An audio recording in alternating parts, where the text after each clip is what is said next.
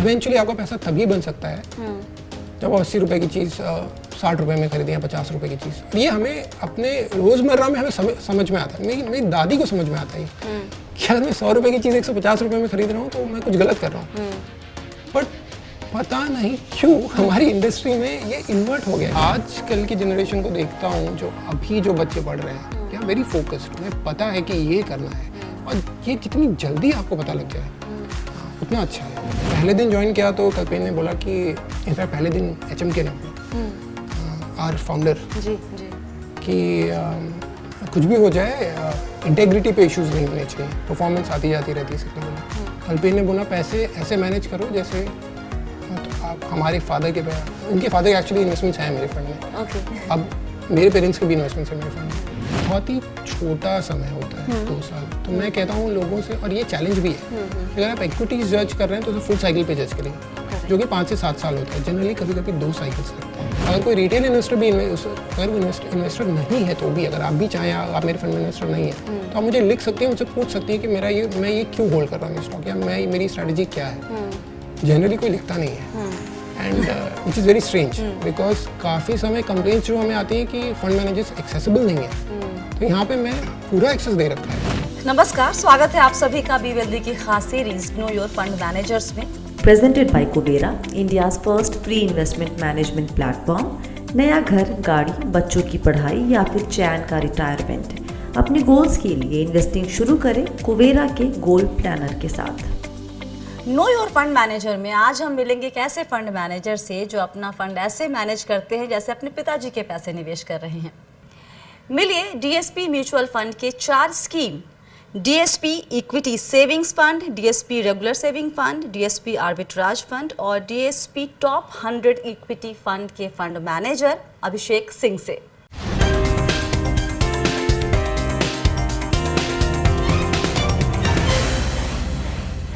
अभिषेक, बहुत बहुत शुक्रिया वक्त देने के लिए। आज हमें बताएं कहाँ से हैं आप? जी, हमारी फैमिली बनारस से है, बनारस आजमगढ़। पढ़ाई लिखाई भी सारी वहीं हुई थी, तो आज भी अपना शहर बनारस ही लगता है। काफ़ी समय बॉम्बे में रहने के बाद भी। कितने साल हो गए मुंबई में? मेरे दादाजी तो 1940s में आए थे। अच्छा। He was a BST employee.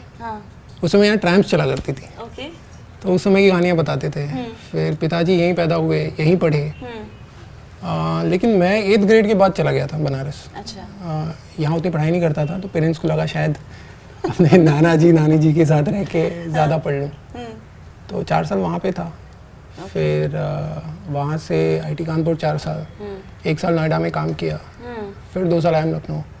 तो आप बता रहे थे कि आपको मुंबई से बनारस भेज दिया गया बचपन में। कोई ख़ास वजह थी? शैतान बच्चे थे? नहीं, बिल्कुल नहीं। पेरेंट्स को लगता था कि छोटे शहर में अगर आप बड़े हों तो वो बेहतर है आपके लिए। बेहतर था, रहा? मुझे बहुत अच्छा लगा। इनफैक्ट मतलब अपनी लाइफ का मैं सोचता हूँ सबसे अच्छा टाइम क्या था, तो वो एक टाइम था जो 4 साल वहाँ रहे। बहुत सिंपल लाइफ थी, बहुत डिफरेंट थी बॉम्बे से, और एक ही चीज़ करनी थी, जो तैयारी करनी थी इंजीनियरिंग के लिए जो करते थे। तो सुबह निकल जाते थे स्कूल, उसके बाद कोचिंग, उसके बाद 2 घंटा अपने से पढ़ते थे। काफ़ी अच्छा टाइम था। तो डिस्ट्रैक्शंस बहुत कम थे, दोस्त भी कम थे, बहुत सीमित ज़िंदगी थी, पर मज़ा आता था। अब IIT और IIM देखकर ये पूछने की ज़रूरत नहीं होगी कि पढ़ाई में कैसे थे। तो बहुत बढ़िया। हाँ, कभी कंप्लेंट नहीं रही उस फ्रंट पे कि आप अगर ऐसे सोचे कि एग्ज़ाम में खाली मार्क्स लाने हैं, तो ये बहुत ही आसान ऑब्जेक्टिव है। किसके लिए? अभिषेक सिंह के लिए, या फिर जनरली जनता के लिए बात करें ज़रा? ये बहुत आसान नहीं है। ये आपको लाइफ में चूज़ करना पड़ता है। अगर आपने यही चॉइस कर ली कि मुझे इसमें अच्छा करना है, तो जहाँ पे भी सिलेबस लिमिटेड है, उन एग्जाम्स में अच्छा करना। इनफैक्ट IIT में हमारे सबसे मुश्किल एग्जाम्स वो होते थे जिसमें सिलेबस ओपन बुक्स जो होते थे, इसमें सिलेबस डिफाइंड नहीं होता था। वो एग्ज़ाम सबसे टफ होते थे। या तो आपको आता है या तो आपको नहीं आता। अब ज़्यादा समय अगर उस पर बिता के कोई फ़ायदा होता नहीं था। तो सबसे कम टाइम में निकलते थे एग्ज़ाम हॉल से उन एग्ज़ाम्स में जिसमें open book, open time. In fact कुछ प्रोफेसर्स ऐसे भी थे जो अगर आप 3-4 घंटे रुक जाएं तो आपके लिए नाश्ता आता था। क्या बात करते हैं? वो कभी कभी कुछ लोग 8-8 घंटे बैठे रहते थे, बट ज़्यादातर बच्चे उसमें से सबसे जल्दी निकल जाते थे, आधे घंटे में निकल जाते थे। तो हाँ मतलब जहाँ तक पढ़ाई की बात है बहुत कंप्लेंट नहीं रही कभी। ओके, तो आईआईटी में थे और उसके बाद नौकरी की है बीच में आपने? 1 साल। कहाँ नौकरी की? जी नोएडा में की थी, एक इलेक्ट्रॉनिक डिज़ाइन ऑटोमेशन फर्म थी, तो बहुत ही टेक्निकल काम था। वहाँ 1 साल के लिए थे। और फिर आप आईएम चले गए। ये पहले से प्लान का हिस्सा था या फिर नौकरी करते वक्त लगा कि यहाँ मज़ा नहीं आ रहा? नहीं, कभी ऐसा प्लान नहीं था। इनफैक्ट आईटी में बहुत पढ़ाई नहीं की जितनी करनी चाहिए थी। ओके। कि वहाँ जाके लगा कि यही एम था, अब एम पूरा हो गया। तो एक चीज़ जो मैं रिग्रेट करता हूँ, आईटी में ज़्यादा फोकस्ड हो सकते थे पर वो नहीं थे। सबको आईटी में जाना था उस समय, और फॉर सम रीज़न दिमाग में आ गया कि ये चीज़ करनी है, ये चीज़ अच्छी है, तो वो कर ली। फिर लगा कि सब आईएम में जा रहे हैं, हम भी जाके देख लेते हैं। तो हम आईएम चले आए। और अभी मैं आजकल की जनरेशन को देखता हूँ, जो अभी जो बच्चे पढ़ रहे हैं, दे आर वेरी फोकस्ड। उन्हें पता है कि ये करना है, और ये जितनी जल्दी आपको पता लग जाए उतना अच्छा है। तो एटलीस्ट मुझे लगता है थोड़ी देर हो गई पता करने में कि क्या करना है अपनी लाइफ के साथ। ओके। और उसके बाद कहाँ, वहाँ से जर्नी कैसी रही लखनऊ के बाद? लखनऊ के बाद कोटक महिंद्रा ग्रुप ज्वाइन किया, अलग अलग कंपनियों में काम किया। ज़्यादातर टाइम रिस्क मैनेजमेंट में, ट्रेडिंग में, तो कमोडिटीज ट्रेड की, इक्विटीज ट्रेड की, करेंसीज ट्रेड की। आखिरी के 5 सालों में लॉन्ग शॉर्ट इक्विटी किया। सो बेसिकली अब जितने स्टॉक्स खरीदते हैं उतने ही बेचते भी हैं, तो मार्केट एक्सपोजर नहीं होता है।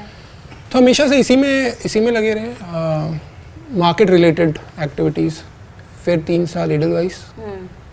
हमेशा ये इन सालों में जो कंप्लेंट थी वो थी कि शॉर्ट साइड उतना पसंद नहीं था। अच्छा। कंपनियां बेचना अच्छा नहीं लगता था। सो एंड टर्नओवर कम करना था, बेसिकली एक्टिविटी कम करनी थी अपनी। तो हमेशा से द ऑब्जेक्टिव वाज कि लॉन्ग ओनली करें, जहाँ पे आप बस बाय कर रहे हैं, इन्वेस्ट कर रहे हैं। तो I got a chance 2 years ago, तब से डीएसपी में है। ओके। और इन 2 साल का एक्सपीरियंस अभी तक कैसा रहा? काफ़ी चैलेंजिंग जॉब है। पहली बार बताया गया कि आपके फंड में 25,000 इन्वेस्टर्स हैं, जो मेरा छोटा फंड है, जो बड़े फंड में 3.5 लाख इन्वेस्टर्स हैं। तो you also feel the sense of responsibility. और पहले दिन ज्वाइन किया तो कल्पेन ने बोला कि, इनफैक्ट पहले दिन HMK ने बोला, आर फाउंडर, कि कुछ भी हो जाए इंटेग्रिटी पे इश्यूज नहीं होने चाहिए, परफॉर्मेंस आती जाती रहती है सिक्लिबल है। कल्पेन ने बोला पैसे ऐसे मैनेज करो जैसे तो हमारे फादर के, उनके फादर के एक्चुअली इन्वेस्टमेंट्स हैं मेरे फंड में। अब मेरे पेरेंट्स के भी इन्वेस्टमेंट्स हैं मेरे फंड में। तो सेंस ऑफ रिस्पॉन्सिबिलिटी, अब उसे पॉजिटिव कह लें या नेगेटिव कह लें, वो काफ़ी ज़्यादा है। जो 3 फंड्स आप मैनेज करते हैं अभिषेक, उनके बारे में ज़रा बताएं। एक लार्ज कैप फंड है हमारा। अच्छा। जिसमें द सेबी मैंडेट ये है कि 80% जो आपका एक्सपोजर है वो इंडिया की टॉप 100 कंपनीज में से आना चाहिए। So generally 80-85% exposure top 100 companies में होता है, बाकी it could be anything, mid cap, small cap. एक दूसरा हाइब्रिड फंड है जिसमें 40% एक्सपोजर एक्विटीज़ में है, 60% डेट या डेट जैसे इंस्ट्रूमेंट्स में है। वो फंड हमने ये सोच के स्ट्रक्चर किया कि अगर आपके सारे पैसे किसी एक फंड में हो तो वो फंड कैसा दिखना चाहिए, क्या होना चाहिए उस फंड में। जनरली इंडिया में, कहीं इनफैक्ट ग्लोबली, हम हमेशा कंपेयर करते हैं हम इक्विटी पे कितना बना रहे हैं, हम अपने एफडी में कितना बना रहे हैं। ओवरऑल पोर्टफोलियो पे आप 50% डेट, 50% इक्विटी का जितना भी पैसा लोग नहीं बनाते हैं, because you trade it, taxes में चले जाते हैं पैसे जब आप शिफ्ट करते हैं। तो द ऑब्जेक्टिव वाज कि इस फंड में at least hopefully over a full cycle आपका 50% debt, 50% equity, which is what the allocation of the industry is. आज जो भी इंडस्ट्री का AUM है 55% इक्विटी में है, डेट में है, 45% इक्विटी में है। सिमिलर प्रोफाइल का एक फंड हो, that is equity savings fund. Regular savings fund में 25% इक्विटी है, 75% डेट है। तो over time the objective is over full cycles debt से आप थोड़ा बेहतर कर लें। और चौथा एक आर्बिट्राज फंड। क्या AUM आप हैंडल करते हैं नंबर? सो लार्ज कैप में इज 2800 crores, ESF में is 500 crores, RSF is a small fund 200 crores, arbitrage is about 800-900 crores। और अभी तक अपने फंड की परफॉर्मेंस से, अपने काम से कितना सेटिस्फाइड है?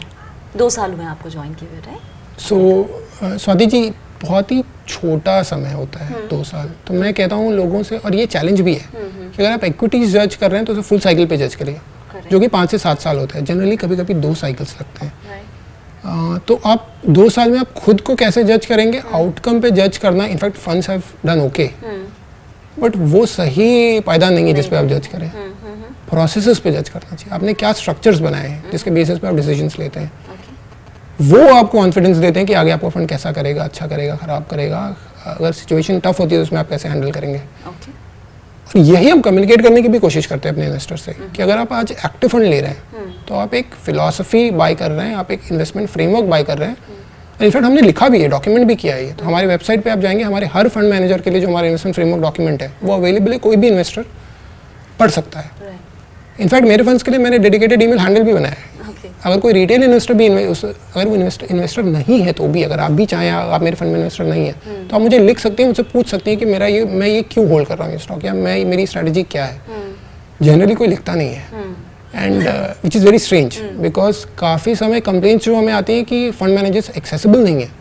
तो यहाँ पे मैं पूरा एक्सेस दे रखा है, और मैंने सोचा था कि बहुत सवाल आएंगे तो मैं इनको अपने 6 मंथली लेटर्स में हैंडल करूँगा, बट बहुत ही कम लोग लिखते हैं। So the idea is to process पे आप फोकस करें और फिर आप ट्रांसपेरेंट रहें, आप अपने इन्वेस्टर्स को बताएं कि आप क्या कर रहे हैं, and over time if you do it well तो over full cycle you should do okay. और आपका इन्वेस्टमेंट स्टाइल क्या है अभिषेक? हमें बताया गया है कि कंपनी का एक ब्रॉडर स्ट्रक्चर होता है, उसके अंदर आपका जो एक हर फंड मैनेजर का अपना इंडिविजुअल स्टाइल होता है। आप कैसे डिफाइन करेंगे अपने इन्वेस्टमेंट स्टाइल को? तो जो मेरा स्टाइल है, अगर आप इन बकेट्स में अगर आप करना चाहेंगे, इन बकेट्स में आइडेंटिफाई करना चाहेंगे, तो वैल्यूएशन ओरिएंटेड स्टाइल है कि I want valuations to be in my favour.